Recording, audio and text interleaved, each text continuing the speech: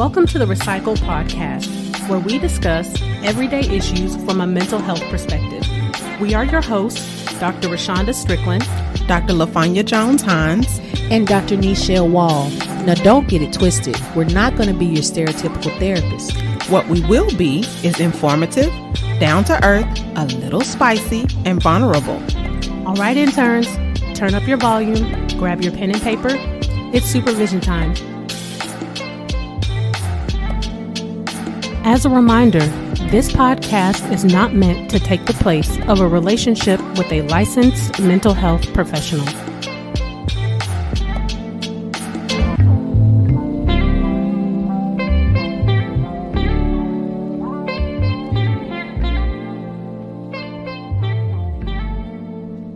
Welcome back to session 45, Stained Glass. I know our interns be like, where y'all be getting these names from? We creative. Yes, we do. That's where we get them from. So guys, this session is going to be about radical acceptance. And you know, we like to give you all a definition of what we're talking about. So here's the definition of radical acceptance. It's accepting life on life's terms and accepting what you cannot or choose not to change. Ooh, I like that last part. You choose not to change. Yes. Because a lot of us be choosing. Yes. Wrong.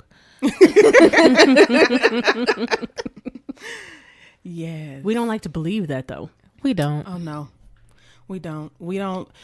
I think we like to think that, well, no, let me change that. We like to allow ourselves to think that life is happening to us instead of us handling our life and controlling our life. Mm-hmm. That's why I think a lot of people have anxiety, because they keep trying to control things that they can't control. Oh, yes. We give our power away for really no good reason. I get, things happen and you would prefer them to be a different way or a different set of circumstances. But at the end of the day, this is what's going on, and you get to choose how you handle it, how you respond. Yeah, because the thing is, by you not accepting it, regardless, it's not going to change the outcome. No, it is what it is. Yes, it is what it is. It is. And I don't know why it's so hard for us, as a people, to remember that life is just going to be what it is, And things are going to seem like they're going really well. And then all of a sudden it's like, oh, my car broke down. And then, my wallet got stolen. And then I ran out of gas. Yeah, no, you know what I'm saying? Like, it's going to always be something. But we have this, this idea, like we've said already, like we can control. And it puts me in the mind of a session that we talked about maybe 3-4 sessions ago, or maybe even a little bit more than that. Where our locus of control, when we think about our successes and our failures, we attribute some people are going to be different. Some people attribute their success to internal factors and their failures to external factors. And then you have people that do the reverse, where they attribute their successes to external reasons and their failure to internal reasons. Yeah. But both of those things are true all the time. Yeah. And like we were talking about before we started, you can't have radical self-acceptance without non-attachment. And that's the problem. What Dr. Strickland is talking about is the attachment that we associate with things, your material things, your personal things, or your thoughts.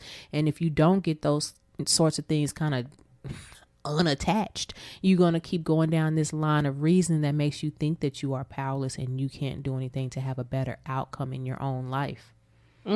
Yeah, because a lot of times we get attached to, like you were saying, the external things like a house, a car, a job. And I'll just use the job. When you lose a job, you want to think it was unfair, or even if it was unfair, there's still nothing you can do about it.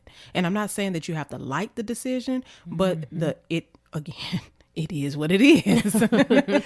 Yeah, we have a thing about placing value, just to kind of keep with the idea of the job. I mean, as adults, we put a lot of value in what we do occupationally, and somehow that becomes tied to who we are and our worth as a person. So if I'm let go from a place, sometimes that really does affect a person's self-esteem, and not just for a temporary, because I think all of us temporarily feel an ego blow for something like that. But for some, it really does kind of take them overboard, and they really cannot recover because their value has been tied to this thing. And speaking of acceptance, I'm having a hard time accepting that this was just some circumstance that probably has some legitimate reason or some illegitimate reasons, but there are reasons nonetheless. Yeah. And it's not always because of my character and who I am as a person. Yeah, I mean, especially if you think about like the COVID, the layoffs that COVID caused, it don't necessarily have anything to do with your being, your worth, or your character. It just has something to do with they had to let people go. They had to lay people off. And a lot of people still attribute it, even though we know we are in a panini. A panorama. I was trying to figure out, And like, a because we in a panini. lot of but although we all know we're in a pandemic, it's still, people can't accept the fact that they were let go. It's that whole I shoulda. You shoulda what? I You should have been able to. same circumstances the rest of us are in. Like, we get into this battle in our mind, and we don't allow there to be any other option. And so this option is the option that needs to take place. And it's like, it's really multiple options. You just have your heart set on one, which is fine. But then some form of rationality needs to come up that says, okay, so if it can't be this way, how else can it be? Yeah, you have to, because we have to understand that when we are not, I guess, fighting against reality, we can accept things better. We can think about all those other options. We can think about, okay, so this company is not the only company that provide the position that I do, so I can apply to another job. I think this goes into something that you do with your clients that I have slowly siphoned off for myself, is the facts versus interpretation situation. Because, I'm a fan of saying you running with your own storyline. Like, you just created a whole line of thinking and just ran off with it. Yeah. And we don't take time to stop back and look at what are the facts of the situation and how am I interpreting this? Am I interpreting it in a way that is against myself? Am I interpreting it in a way that pits me against someone else? It really affects the way you think, the way you feel, and then the way you respond. But then when you, like you said, when you do that facts and interpretation, and I always write mine on the chalkboard. And when they see it, they be like, oh, I'm not coming back. Yes, you will. You'll be back next week. It's called enlightenment. Yeah. I don't know, y'all. I don't know. I mean, similar to what y'all were saying, I do something with my clients that's prove or disprove what you're thinking. Like, I need you to find the evidence. And then I need you to find the evidence that don't match up with that. And then write it down. Yeah. And then you tell me if what you're thinking is what actually is going on. Because a lot of times we just run. Like, man, this is how I feel, so it has to be right. Yeah, no. No. Go back and listen to the session on cognitive distortions, like that emotional reasoning. If it's in my head and I feel it, therefore it must be true. It's like, no. And you have to remind yourself that unpleasant reality can't be changed. Just because it's unpleasant, it doesn't mean that you can go and change it. And and I'm gonna say this as the example, like with death, you can't go back and change that. You cannot. Death cannot be reversed unless you're Jesus. Yeah. It's like, unless you have some secret, Formula X that we don't know about. And in that case, go get rich. Yeah, I agree. Please. I agree. And with that segue, I do want to thank all our interns that have been shooting me messages with the passing of my brother. So I do want to thank y'all for that. But that's a prime example of, I could definitely be dwelling on the fact that he is no longer here and chose to leave the world the way he did and blame myself being in the profession that I'm in. Or I could be like, okay, let me focus on the things that are great about the relationship that we had. Let me focus on the benefit of having him as one of my siblings. It doesn't mean that it's not going to hurt. Right. But it does mean, okay, I get a choice in how I'm going to process this. And how you're going to grieve. Because Exactly. a lot of times people get stuck in grief because we grieve in an unhealthy way. It's hard, especially in, no offense to anyone who has been in this position, but especially when a parent loses a child, because Dr. Strickland says all the time that goes in the opposite order of what it's supposed to, what's supposed to happen. And so of course it's going to be difficult for you to grieve you losing your child, but it still can't be reversed. Yeah. No, you can't unwill it. Like it is what it is. I know we're gonna say that a lot. And either you're gonna move with it or you're gonna get left behind and you're gonna be stuck in that trauma. I think something that complicates all of that is our idea of what we're supposed to look like. If you talk about grief or even success, we have an idea that somewhere somehow has been implanted that things are supposed to look a certain way. I've talked with clients before that have had, they're dealing with grief specifically, and they say, well, I haven't been crying. And it's like, okay, You don't have to. yeah. Like, well, who said that you had to have tears? Yeah. Well, everyone says, they keep asking me, am I all right? Are you sure? You haven't been emotional. And it's like, well, if that's necessary, it will happen when it needs to happen. And you have to be mindful of the type of relationship you had with the person who is deceased. If it was your mother, it was your brother, your father, child, friend, aunt that you didn't see all the time, like all of those emotions and reactions to the death is going to be different. Yeah. I mean, that you can apply that even to, when we're talking to our clients about relationships and I'm not married yet, or I don't have any children, or whatever the situation may be. We have this ideal in our head about these situations need to come out looking this specific way. And it goes back to a session we had a while ago when sometimes you need to ask yourself, is that even what I want? Just because society says this is what we're supposed to go after, or this is the way things need to look, and pick fence, 2.5 kids, dog, cat, gerbils, like sometimes we need to be like, I don't even like kids. Why would I want to be somebody's mama? You know what I mean? Yeah. Or, okay, I love kids. So, maybe I want a whole bunch. So I need to, kind of plan that out. Like there's a point I in want to your be an auntie. Why are you looking at me? don't show them. I And, don't have a potential. My brother.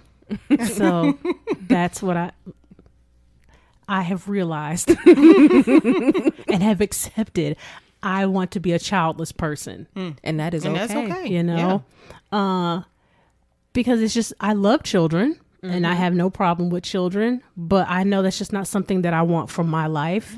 I like the way that my life is set up. I like the freedom that I have. I like the financial stability that I have with that. And if I want to go and do something, I don't have to check in or, get assistance with anything. But baby, I cannot wait to be an auntie, because there'll be my surrogate child. Shout out to Hollywood. She knows who she is.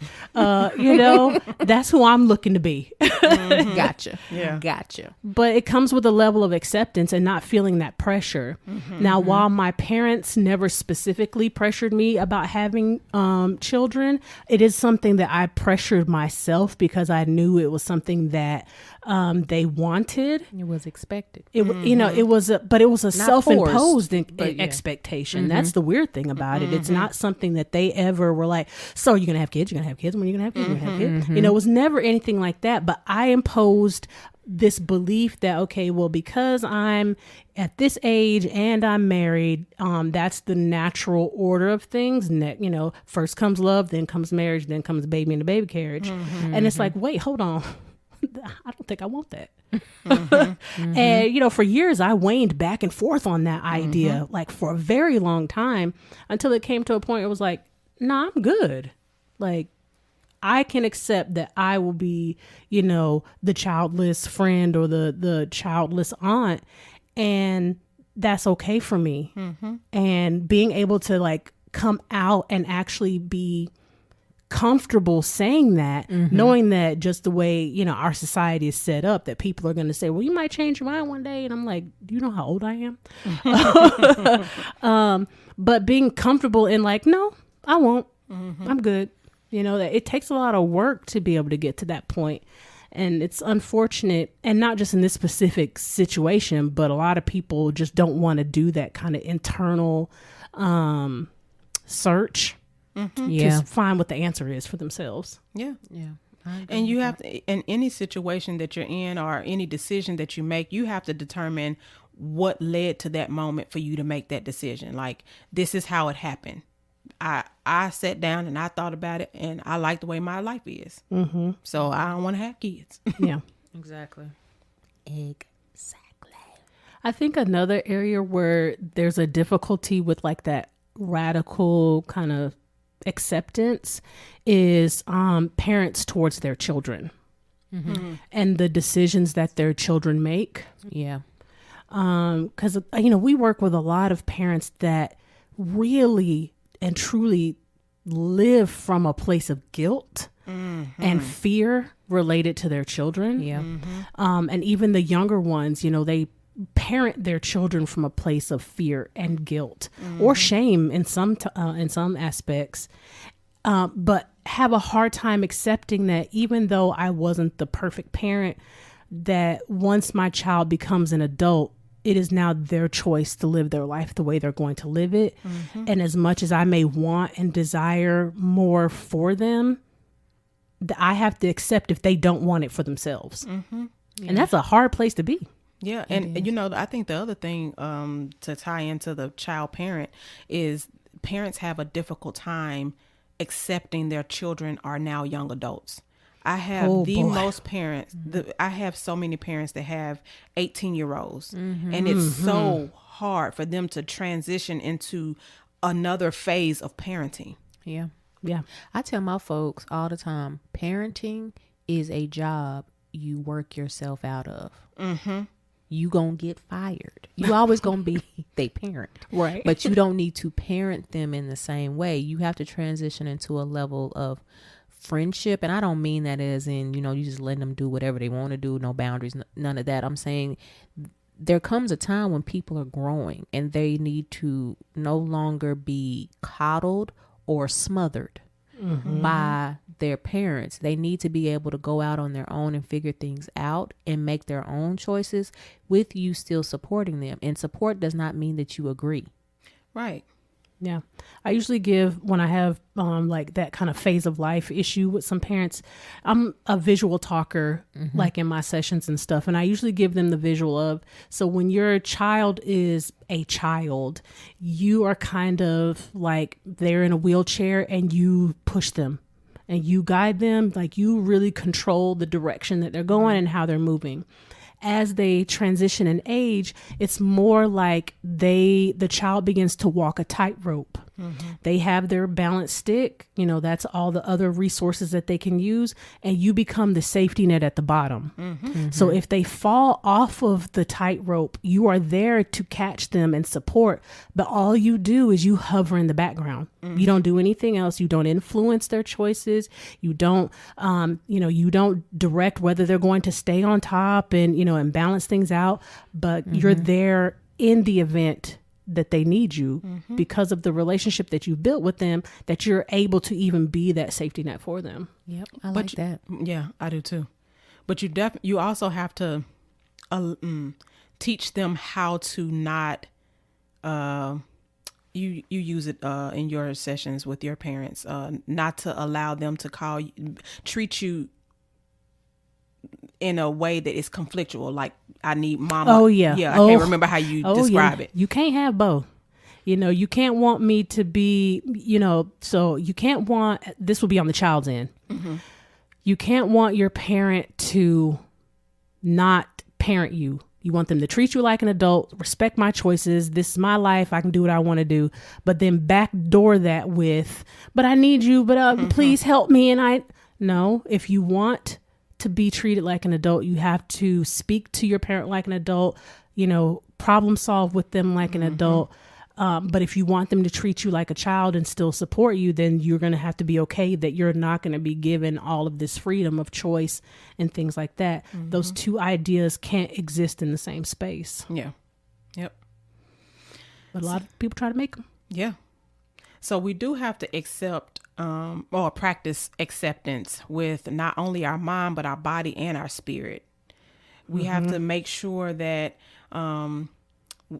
we do some mindfulness exercises, like taking deep breaths and things like that, and using your posture and everything to help you to get the oxygen that you need. So, because self-acceptance is not easy. And so you do have to do some exercises to help you begin to accept the reality of what's going on in your life. Yeah. It goes back to what we often talk about with Abraham Maslow's hierarchy of needs. Radical self-acceptance is the highest. It's all the way at the tippy top. So The top of the triangle. Maybe when you said that, made me think of Pootie. yes, Pootie Tang. yeah, tippy Day top. on a. Yeah, that. I was like, wait, what'd she say? That. But you have to realize it takes a lot to get to that, and it's not something that once you get it one time, you're just automatically guaranteed to have it. It's something that you have to consistently practice at and work to be. Us trying to get to be our higher selves is not a place of like hoarding knowledge or hoarding riches or whatever. It's actually the opposite. You become more and more free, and it's more accepting of other people and things around you. It becomes really a place of love, and unfortunately, especially here in the States, we don't really have a lot of that going on. Yeah. At all, Yeah. Yeah, we're really good at not accepting others. Oh, yeah. we're great at it. Yeah, we built a whole nation on it. How about that one? Okay. Wow. No, go ahead. I'm sorry. No, I was just going to say radical acceptance helps us to stop fighting reality, and it helps us to stop responding with impulsivity. Because that allows us to engage in destructive behavior, and that impulsiveness allows us to behave destructively. Yeah. This gives me the idea. I think this was something one of our therapists at Balance Beacon, he kind of uses this, that life is simple but hard, and the easy stuff is complicated. Which is so true.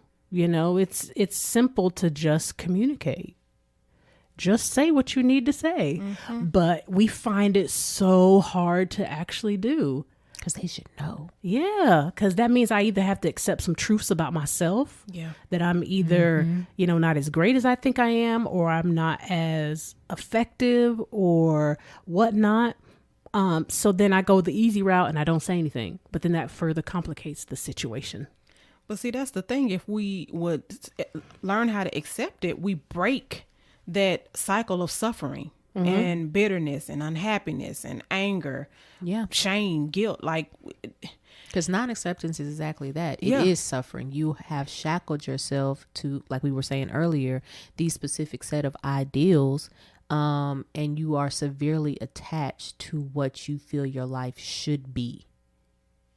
Thoughts, actions, whatever. And that's not really going to get you anywhere. It's actually going to make you drown.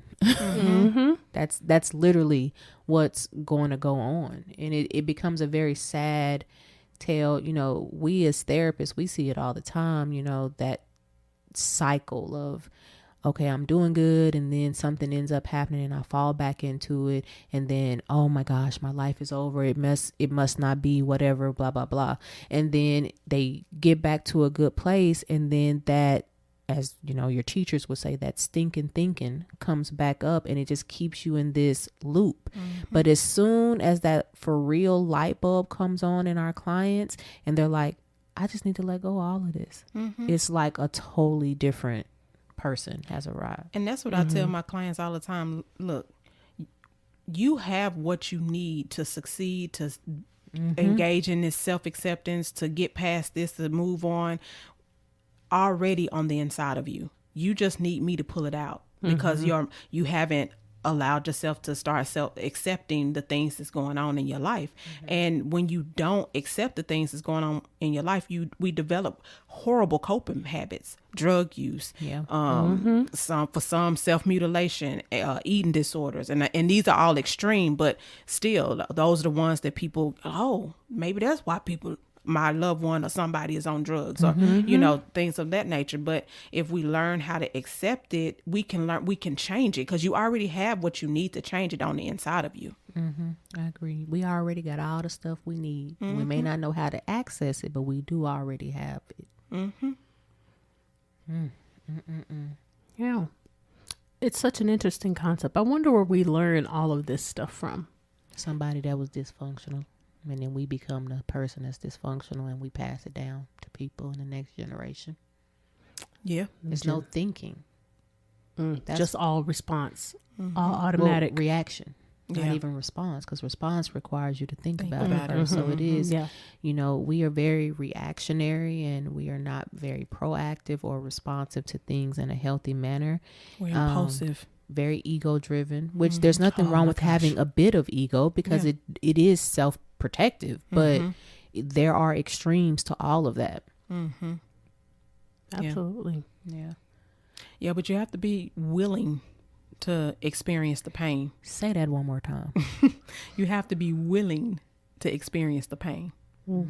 Underline, bold, and italicize. Because that's the thing. Yeah. And nobody wants to feel pain, but it's inevitable. That's one of the things we're not going to be able to get past. Yeah. I don't ever like to say get over it, because I don't think that that's healthy, but you do have to grow through it. And growing through it, gives you insight into, why it happened, even if it's not a good why. It gives you insight into, okay, how do I properly deal with similar situations? And eventually what ends up happening once you get to a place of acceptance is that you can heal, because that's really the problem. When you don't have that acceptance, we're just all in this cycle of continuous torment, and we aren't able to heal. So we're all these broken people. Wow. When you have the power to put yourself back together. Yeah. I did want to go further in detail into the attachment part. Okay. We did talk a lot about the material one. Let me get my notes. We're easy. Attachment. Oh, that's a big topic. Yeah. I mean, you could have 3 or 4, episodes just on attachment. Yeah.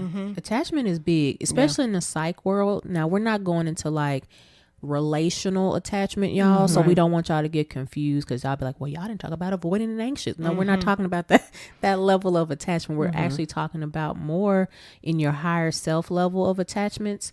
And so like we talked about, first was the material attachment, and that's you putting a lot of, attachment into the things that are tangible, like your job, like your careers, your cars, the type of person you have on your arm, the look of it all. And so that don't really help you, because those things change. They do. They're so what's the word I want to put there? They're temporary. Thank you. I was thinking they're not stable Or consistent. Yeah. Yeah, that's one of the things that I teach my clients that I'm working with on self-esteem, is that we value our esteem based on external things, which is why a lot of people feel like they're on a roller coaster, because the external things are temporary. If you learn how to embrace the internal qualities that you have, like if you're loyal, if you're compassionate, if you're nurturing, if you're caring, if you begin to highlight those things about you more, that's sustainable, that's more stable, and you can build your self-esteem based on that. It's important that you know what your superpowers are. Yes. Yes. I have my clients do that little exercise all the time. Like, what is your superpower? And a lot of people don't know. Like, I know that one of my superpowers is being an empath. I don't like it all the time, because I feel everything, but it is a superpower if it's used correctly. People who normally have issues with the material, I will also say that their happiness is wrapped up in those things. Like how Dr. Strickland was talking about, if that goes away, then your whole life is over. And in reality, maybe your life is just beginning. And I don't think people see that's where the self-acceptance connects with the attachment, because if you attach yourself to that thing and it goes away, then you don't accept it, now you're feeling guilty or shame or some sort of negative emotion, lost. And so you won't be able to, and then you go out and you do something impulsively and destructive. Yeah, I agree with that. The next one that I found was personal attachment. And I don't want you to think that you don't have to have people in your life. But there's a difference between needing people and wanting people in your life. Needing people sound a little toxic, a little need to work on that.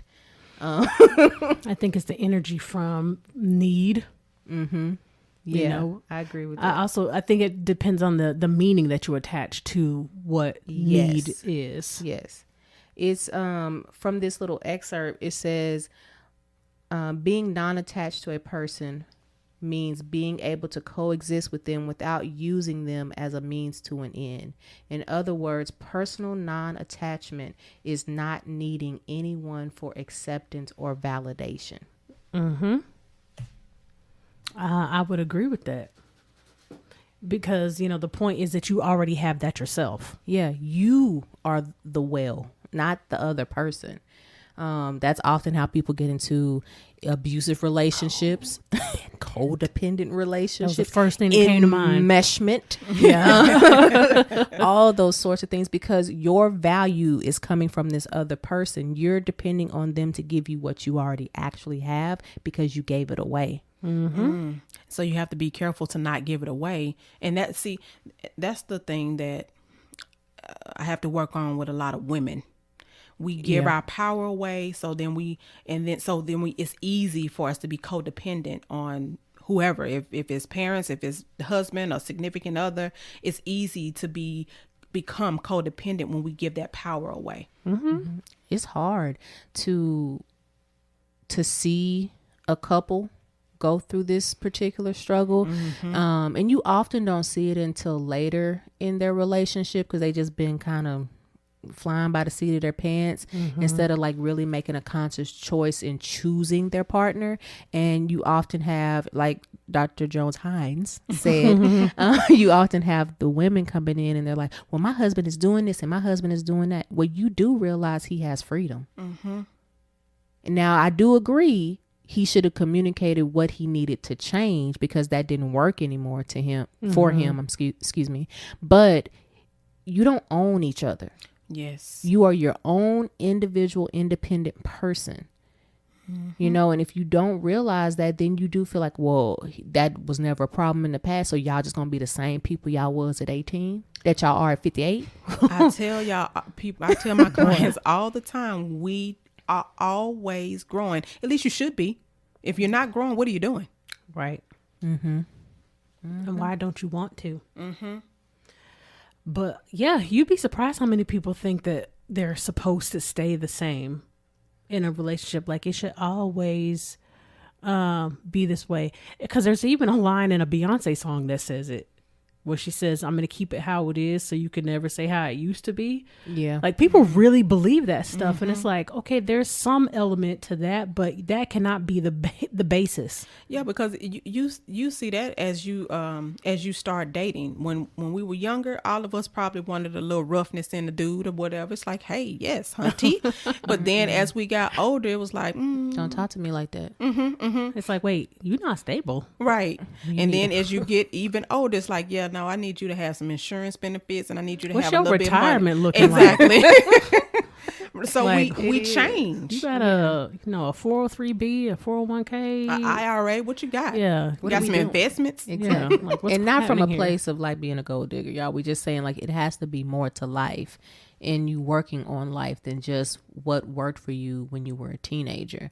For people who may struggle with personal attachment, you have a tendency to feel lost and alone when you don't get that love from someone. You often feel agonize for years after you are denied that love, you have a tendency to hold grudges and have a problem with forgiving people. Are often clingy, needy, and manipulative. Ooh. Oh, wow. Or you keep people emotionally distant from you. I can see all of those. I almost cussed. You almost cussed it. I did. I almost did. I held it, Mom. I did. Yeah, all of those. I'm definitely not going to go into detail, but I can, I can think of like 7 or 8 clients off the top of my head. Yeah. Yes.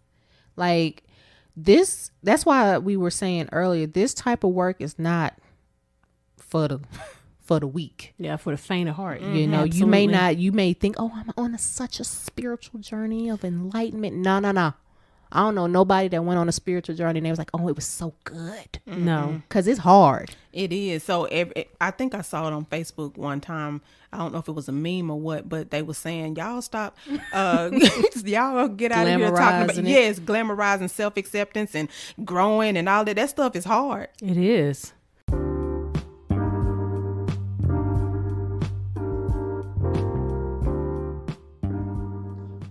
If you haven't heard about Anchor, it's the easiest way to make a podcast. Let me explain. It's free. There's certain tools that allow you to record and edit your podcast right from your phone or computer. Anchor will distribute your podcast for you so it can be heard on Spotify, Apple Podcasts, and many more. You can make money from your podcast with no minimum listenership. It's everything you need to make a podcast in one place. Download the free Anchor app or go to anchor.fm to get started. That's ANCHOR.FM.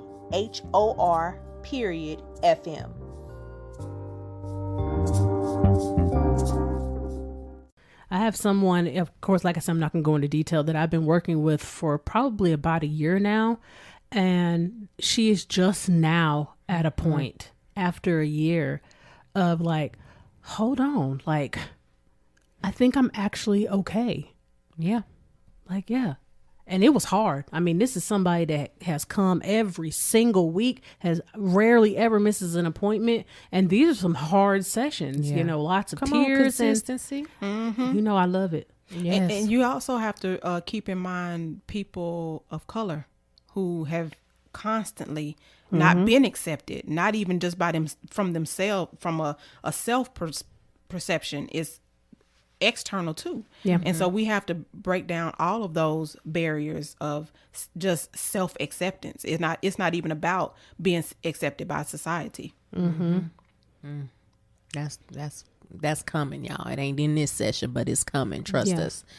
You know, though, I know you were getting ready to move on, but, you know, just thinking about that kind of personal, you know, attachment, a lot of what we see and what we were raised to believe, you know, coincides with that as well. Yeah. You know, I have a lot of ladies that I've worked with where, you know, they observed a parent who was, you know, treated poorly by a spouse. And then when they go back and they look at the grandma was treated poorly by a spouse. And then, or the relationship between, you know, a parent and child was unhealthy. So, you know, they just visualize it. Okay, this is how you live with people. This is normal. Yeah, this is just how you are. But then there comes a point where, you know, as we get older and we start really thinking about stuff in a different way, because we just have, different experiences and different, you know, we've heard different stories and gotten different perspectives, where you start thinking back on some of this stuff like, wait, that wasn't the way my dad did my sister, that was not healthy. No. Or the way my parents were with each other, that wasn't healthy.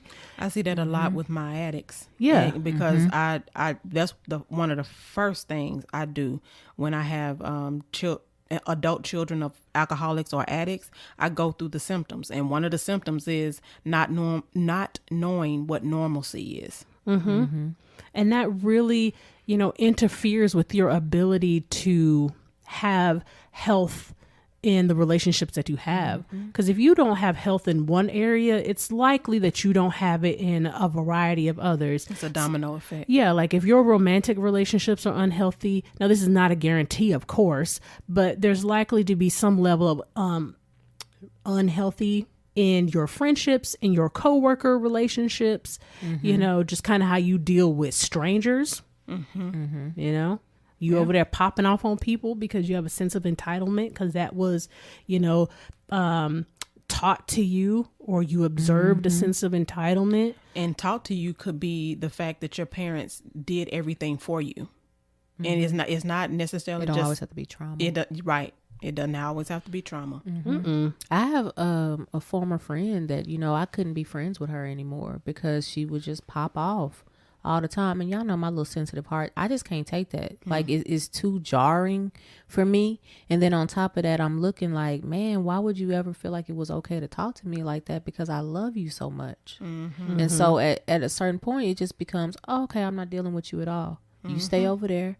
I'm going to stay over here. I still love you. And if there was anything you needed, I would still get it for you. But we can't have an ongoing relationship because it's just too toxic and you're not dealing with your stuff. Yeah, because I was thinking about when you said manipulation as one of those, you know, kind of resultant behaviors, that if you don't learn to, like we've all been saying, if you don't learn to accept you for you, flaws and all, Yeah, that's, you know, accepting that imperfections that's deep. We've all been manipulative. We've all taken advantage of somebody. We've all put ourselves before someone else. We know we've all lied. We've all cheated. You know, we've all taken something that we didn't, you know, that we didn't. It wasn't ours. That it wasn't ours.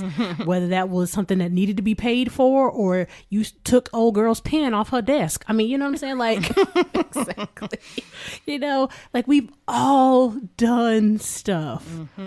And that's okay. It doesn't have to be a value statement. It's just, it is what it is. Yep. Yes, ma'am. But what was the next one? The last one is thought attachment. And most people, because, you know, we are thoughts, this is the hardest one, you know, because it can destroy, you know, your physical, emotional, psychological, and interpersonal well-being. Like, the snap, and just a snap, like Thanos. Okay. And we're not trying to have that and half the population vanishes. Right. It tends to happen when we attach ourselves to a belief, expectation, preconceived notion, or an idea, especially if these are negative or harmful. Then we end up sensing that we're walking around with a loaded gun. So it's like, if my thoughts don't believe like this, then my whole world comes crashing down, or I choose to continue to believe even though I have other proof, which that's when cognitive dissonance comes in, and that's a destruction of a lot of situations. But what eventually ends up happening is that we're not able to cope because we refuse to see the writing. Like, it gives me nervous breakdown vibes. Yeah. Yeah. You know, it gives me vibes of when we get people that come to the office and it's like, oh, no. You need to go inpatient. This level is not for you, you know, because it shatters your world. Your world. It ain't a real world, but it's real to you. Your perception is reality. Yeah. Boy.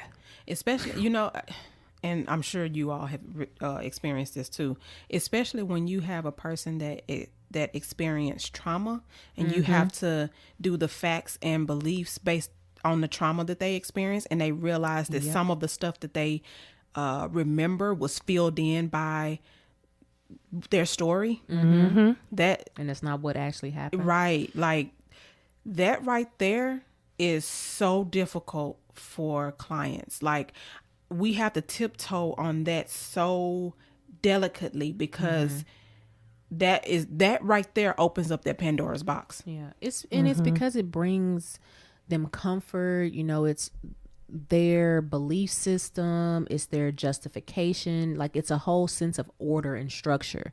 And then if we're coming in, when we come in and we're telling them that that's not what's actually going on, even if what we're saying is healthy and is the healthiest option, because this is comfortable and familiar, they're going to fight tooth and nail. I think one of the hardest things when I'm working with trauma for clients is I'm a huge advocate of do not hold the child responsible to who you are today. Yeah. You are thinking with an adult brain. You are thinking with all of the experiences you've had since those moments, all the perspective you've gained, and you're using your adult brain on what a child should be doing. When you didn't have the knowledge base, you didn't have the experience base to be able to think and move in the way that you would today. The decisions you would make today are probably vastly different than what you would have done at 5, 6, 7, 8, 9, And you have 14, a whole different 15. type of strength. Yeah, a whole different resolve. Yeah. So holding the child responsible is self-defeating. And it continues to keep you in this, torture state. And now you have to remember, so although we're telling you this is not to replace therapy. So remember that what Dr. Strickland just described, that's a phase, not a phase, a stage that we have to get to, because we initially have to have people to comfort the child, because if they start off where Dr. Strickland is, that is going to ruin the whole process. So it's a stage before that. That's why we tell you when you hear our podcast, we give you tips, but these are tips that need to be taken with a trained professional. Yeah. Agreed. I think something else that's important to know when you have your thought attachment is that you tend to see people using a lot of extremist or absolute type of language, like good, evil, good, bad, should, always, those never. masturbations. Exactly. It's like you've created it like that so that you can keep your world safely where it is, and that ain't good. Yeah, because I can't remember. I think, was that with cognitive distortions, the masturbations? Yeah. Okay. So if y'all go listen to that one, we talk about how when you use those absolute words, the shoulds, must, have to, and things like that, it doesn't give you room to fail. So because you put those are demands, and you put those demands on yourself, and you won't allow yourself to be imperfect. You won't allow yourself to fail. And it's not healthy. Nope. I think it's important, like when you think of your thoughts, realize that your thoughts are actually pretty free flowing. They're not like these very rigid things. Our beliefs can become very rigid or whatever, but your thoughts, they just kind of come to you. You eventually want to get to a place where you can determine your consciousness, your conscious state, like your soul, your spirit of who you are, of course. But that's a conversation for a whole other podcast session. So don't be afraid of the thoughts. Let the thoughts, like Dr. Wild was saying, just let the thoughts flow. You don't have to. A lot of times people become anxious because you're trying to control your thoughts. Just let them flow. They're probably fleeting. And so just do a thought dump journal or something so that you can get the thoughts out. It doesn't mean that you believe them. It doesn't mean that it's realistic or your reality. It's just thoughts.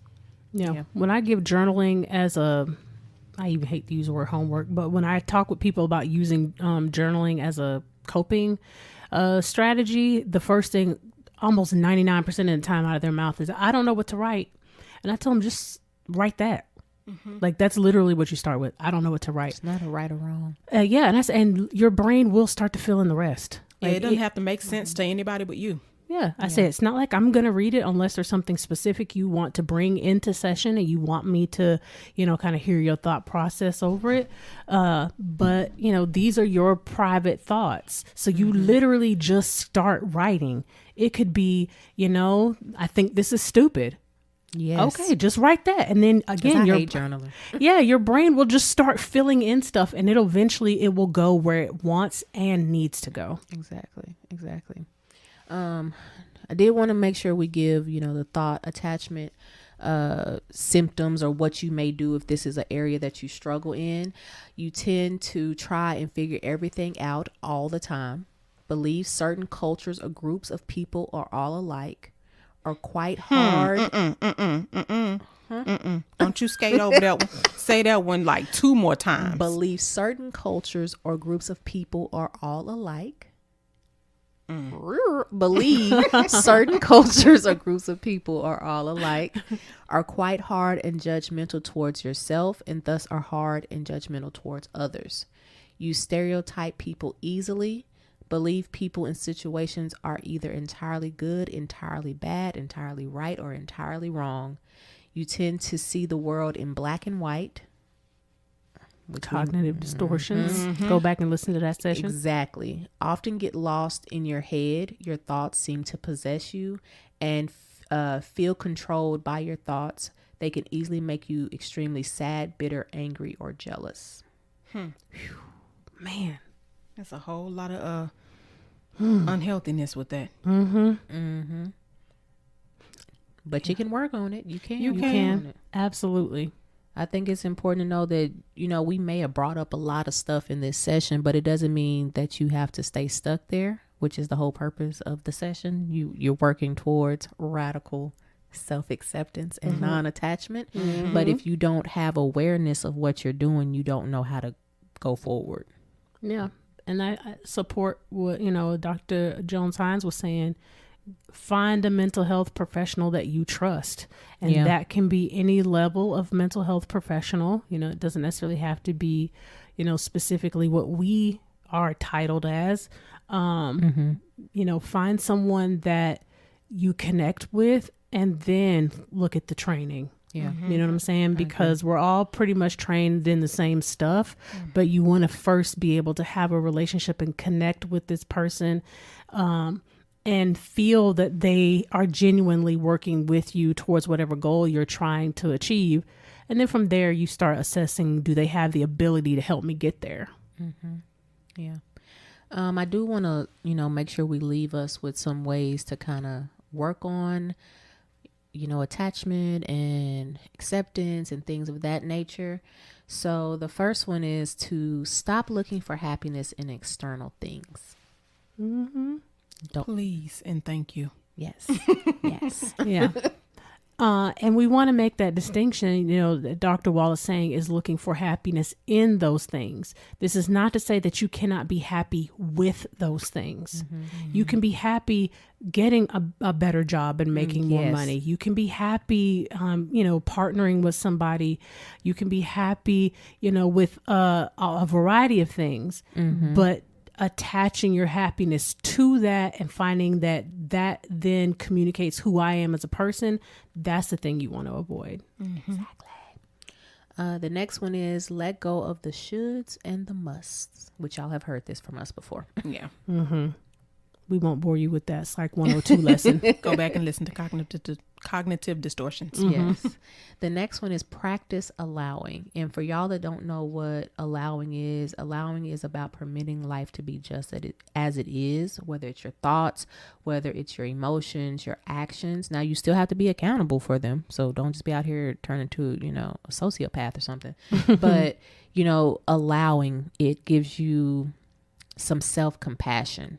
And that's what a lot of times we see that our clients are lacking in that area. And that's a lot of times why people can't forgive or have a difficult time forgiving, because you can't allow yourself to be okay in your self-acceptance, and and then begin to embrace your faults and imperfections, because then you'll realize that other people have the same. Yep. The next one is make friends with uncertainty. And that's a hard one, especially if you are a control freak, because you have fear and you want to be able to predict how this is going to happen or whatever. And sometimes you just need to make an educated guess and do it. And this is difficult for higher learning individuals. Yes. Because especially if you've gone as far as we went, because we have to control a lot of stuff, like what time we gonna go to class, what time we go to work, to our first job, then what time we go to our second job, when we gonna study, when we gonna write the report, when we gonna work on our dissertation, so we have a lot of things that we have to control. And I know for me, once I graduated, I had a difficult time letting it go. It's a hard adjustment. But the reality is, the more you resist uncertainty, the more paranoid and anxious and tense and all the other craziness that comes with that, you become. Like, you have to let go. And it actually allows you to be more playful the way we used to be as kids. unless you, of course, had a traumatic childhood or something like that, but it allows you to go back to that inner child self, which is needed at times. Absolutely. I think that, while this is not specifically the law of attraction, but in a very kind of cursory kind of way, it makes me think about the law of attraction. The more you fight something, the more that thing is going to find you. Gotcha. That's good. The next one is to learn to observe your thoughts and feelings. And that requires a stillness that not a lot of us have, because you want to automatically go into fix it mode when you first need to figure out what it is. So if I'm tense, okay, why am I tense? Like I can tell right now, I know I'm tense in my body because of what has happened recently with my family. And so I don't need to do anything about that. I have to experience it until my body releases it, until my emotions get to a place of being okay. And I know that's going to be a while. That's a good example. Yeah. Something that I usually, and if I have any clients that listen to the podcast, they've probably heard me say this: acknowledge, honor, and put it away. Because first you have to acknowledge that you're feeling something, but then give it space. Let it be there. It's okay. We've said before, feelings are not going to necessarily, delete you. They don't feel good, but it's what you do with the feelings that ends up being unhealthy. So acknowledge them, honor them, but you can't stay there. No. And when you allow yourself to honor those negative emotions, the pain, the shame, the guilt, and all those things, you can allow yourself to honor the positive ones too. The love, the satisfaction, the, happiness and joy. It allows you to experience those as well. Exactly. Holding space for yourself is an important step in getting to that higher self. The next one is see how transient all things are. And by transient, we mean nothing is forever. Yeah. This too shall pass. Even the pyramids, they a little weathered. You know what I'm saying? Yes. So, things happen in cycles. It's not always going to be the way it is, even though that's the way we have trained ourselves to think of the world around us. And I really need our teenagers to hear that, because this generation coming up, they seem to have the most difficult time with pain or discomfort. It don't even necessarily have to be pain. It can just be discomfort. Yeah. Things not going according to plan. Yeah. I see a lot of that. That's very hard. There's only a couple of things that are definite in life, and that's change, and that's the end. Those are the only two things that are 100% guaranteed. Yeah. And the end is figurative, in some instances, because we don't know what comes after that. Well, that's the physical plane. Physical, yes. Yeah. The one you can touch. Yeah. In the physical plane, but though that's it. Outside of that, everything else is fluid. Yeah. And I added one, and that's really to learn to love yourself unconditionally. And that is a hard one. Because you got to figure out, what is your definition of love? That part. Because it means something different to everybody. There are 7 billion people on this planet and 7 billion definitions of love. So go on our Eros page. We put some on there. Just to give you a little, a little some. If you want to follow another page, the Eros Workshop, I did want to ask y'all a question. What do y'all feel has been one of the hardest things for you working on radical self-acceptance or non-attachment? I was actually thinking that when you were reading them. And at first I was like, that one. And then you read the next one and I was like, yep, that one. And then you read the last one. I was like, that one. But if I had to hammer down, I would say for me, it's thought attachment. Okay. Just being a thinker, and kind of once something is there, sometimes it's very hard for that idea or what I want or how I think something should be or, how it was supposed to go. It's hard to let that go, and that's just not what it's going to be. Gotcha. That'll probably be my number one. And then a back door to that one would be the personal one. Read the personal one again. Personal has to do with how you attach yourself to those around you. Yeah, that one was kind of like the value that you place in other people, and that idea of needing them versus ability to coexist with them instead of being enmeshed with them.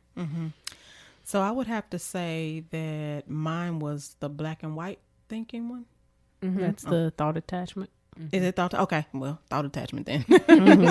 But I guess I could say I relate to the black and white thinking part. I mean, I grew up in the church, so that's what it was. Yeah. So, and then I would have to say the personal one, but I think the personal one came later in life, and I just broke away from that. Y'all know what I'm talking about. I don't want to say it on the podcast. Oh yeah, I got you. Understandable. Yeah, I would think that's why I say I feel like my personal one is like a back door, or like like a secondary, because it's not as strong as it probably was when I was younger. And I think as I became more educated, more the way I thought about the world changed, the way I think has changed. I think it slowly transitioned over to be more of the thought one. Yeah, I think the thought one for me, it started changing when I was in college, because my generation, we were still being taught critical thinking. So I didn't have ours too. Okay. So we had to start thinking outside of the black and white. However, it was a lot of that still stayed with me, because I still stay connected. Not that I'm not connected to the church now, but I just have a broadened way of thinking. A deeper understanding. Yeah. And what was the third one? Material. I was thinking, my head said monetary, but I was like, that wasn't right. Material. I don't think I was ever a person to attach my being to materials. So I will say not like material items for me, like a watch or like a set of clothing, but I think at one point in time I did attach it to my career. The prestige part. I can agree with that. Some prestige, and yeah, that in some ways I felt at certain times in my life that it defined who I was. Okay. I don't necessarily feel that way anymore. See, I wonder if it changed, because like I think in anybody, and this is just my assumption, that goes to get a doctorate degree, at first when you graduate, it's like, shoot, I'm a doctor up in this joint, but then we graduated 2011. Yeah. So now it's kind of, I'm used to it. So it's like, call me Lil Fanya. Yeah. Yeah. I don't feel that drive like I did maybe several years ago, and maybe not even that far back as 2011, but maybe even 2015. But so I do think that at one point in time I did have that one, but now it's more transition to I like these things versus they are a part of me. You know what I'm saying? Learned how to separate them. Makes sense. Yeah. I with the whole material one, for me, I feel like I used to use that as like a way to protect myself, especially being, a black woman. People want to tug on you. And that's just the reality of where we live. And I always have to go into it's Dr. Wall. And I've gotten to a place where I'm like, well, they can think whatever they want to think. If they want to act a fool and show everybody that they a fool. But that take a lot, because the rah-rah in me want to come out. Be sitting waiting. It do. But I would definitely say, along the same lines as y'all, is the thought attachment.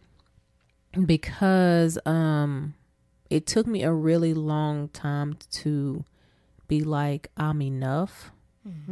And then a long time for me to realize that I'm okay, even if I'm not okay in this situation. Because y'all know this, I battled depression when I was younger.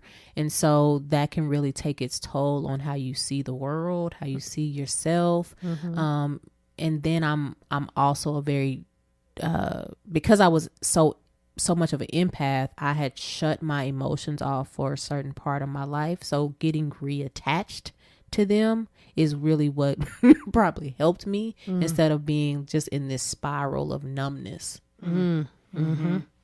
That makes sense. Yeah.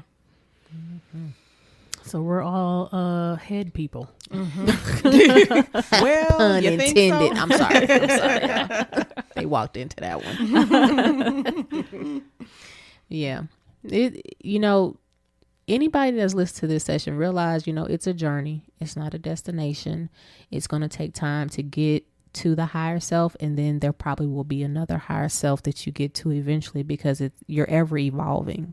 It's not just like this one thing. And you have to understand too, although we were able to identify where we are with this whole process, you have to understand that we went through years and years of school. So a lot of this stuff we've been able to process and be able and was able to begin to work on. Like, it's just that we didn't wake up knowing that this was where we were. And we still working on it. Exactly. We're still working. We still work on it, and we do therapy.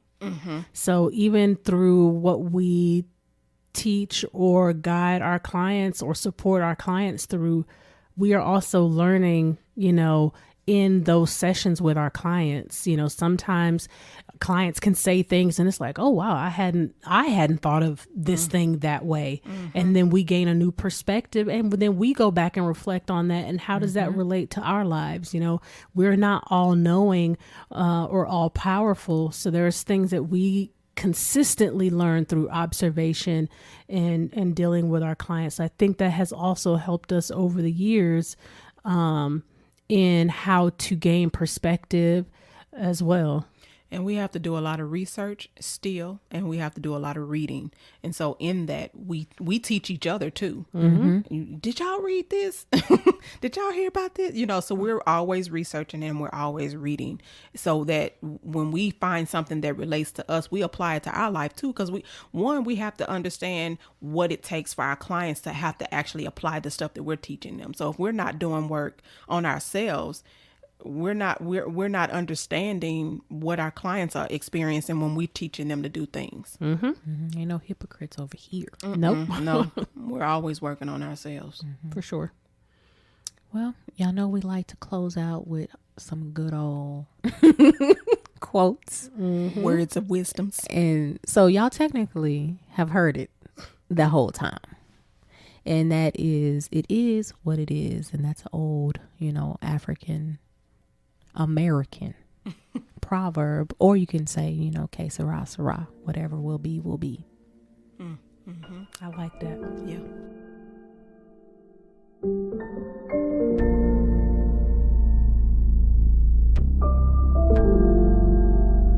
Must be this volume control. So, okay, interns, process your notes.